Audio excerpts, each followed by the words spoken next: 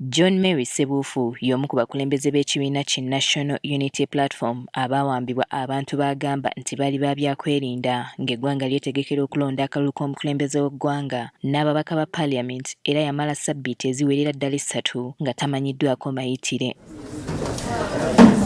Mu mboozi ey'akafubo gye tunyumizzaamu naye Ssebuufu atuddizzaako akatambi emabega olunaku lwe yawambibwa. Lwalwa 14 Januari 2026 naye nakira olwo nga nyina puroguramu nene nnyo ey'okukola kuba nali nteekwa okuba amasimu njogere na buli muntu ali ne charge of disitulikiti ya Buganda kuba zi disitulikiti 27 twali tudeployinze y'abagenda okukuuma akalulu ka president kuba MPs baaliyo nga beekumira akalulu kaabwe.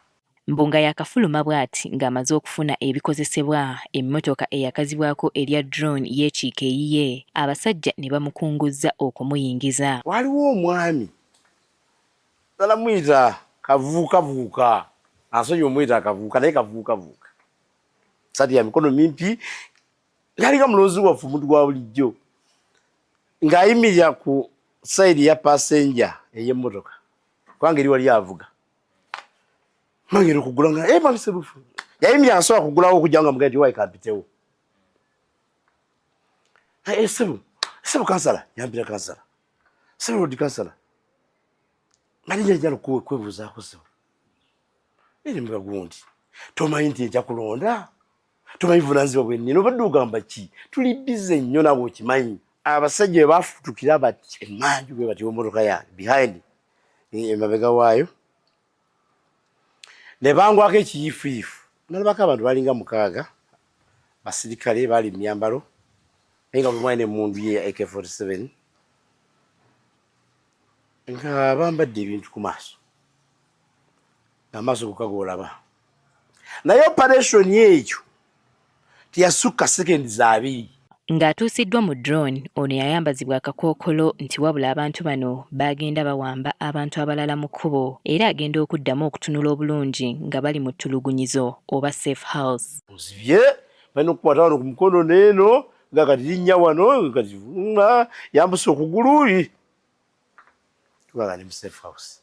Ssebuufu atubuulidde nti ekisenge mwe yateekebwa yasangamu abasajja abalala 5 okuli ne muganda wa Kahinda Otafiire gwe tutegeddeko erya Amos era ono ab'eŋŋanda ze baavaayo ne bategeeza nga bwe yali abuziddwawo era nga tamanyiddwako mayitire. Amos oyo bannakenya nga bavaayo bamwogerako era bagaa nti aliko oluganda newonayo obajje no Kahinda Otafiire. Omusajja oyo omusajja wa myaka 55 yaŋŋamba yali alina kilo 106 naye namusanga takyaweza kilo 9. Agamba nti ebbanga lye yamala mu safe house eno mpaawo kintu kyonna kye yali amanyi kigenda mu maaso mu nsi okuggyako okuwulira amaloboozi ebweru n'okubaleetera ebyokulya nti wadde abasinga bava mu safe house zino nga batulugunyiziddwa mpaawo kyamutuusibwako. Kasita oyingira by'osembyeyo okumanya ng'oyingira by'okomako toddamu kumanyako kintu kyonna kipya okutuusa ng'era ofulumye.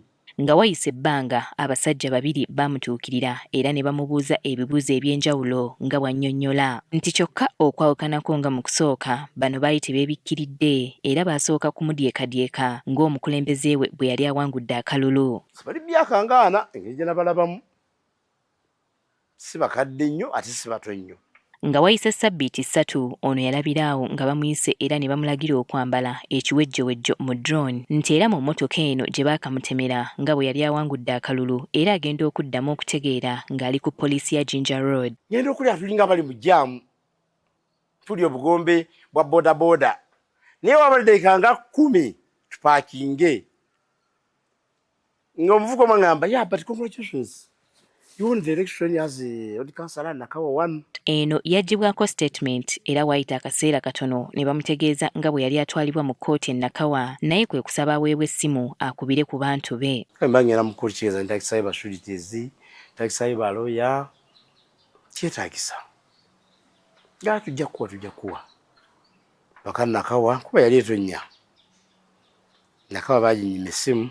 Okutuuka mu kkooti ono yasomebwa emisango egyekuusa mu kukuma mu bantu omuliro era bw'atyo n'asindikibwa ku alimanda eruzira gy'amaze emyezi 2 okutuusa lwe yateereddwa ku kakalu ka kkooti ku ntandikwa ya ssabbiiti eno.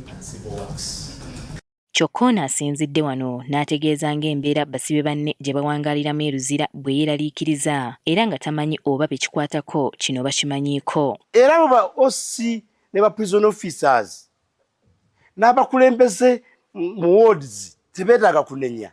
Kuba muwa omwana ng'alina okusula mu ward. Ate ajja kusula ng'ayimiridde ne bw'ayimiridde tewaliiwo. Alina kwebaka kwe kumuteeka ku munne. Kati ono ayagala bekikwatako okutandikira ddala ku babaka ba Parliament, essiga eddamuzi n'ebitongole ebirala okuwubako olubu lw'ekigere eruzira olwo lwe banaasobola okukola ekyetaagisa okutaasa abasibe embeera mwe bawangaalira. Bayingireyo balabe ekiri mu wards. Abantu 350 mulina toilet emu.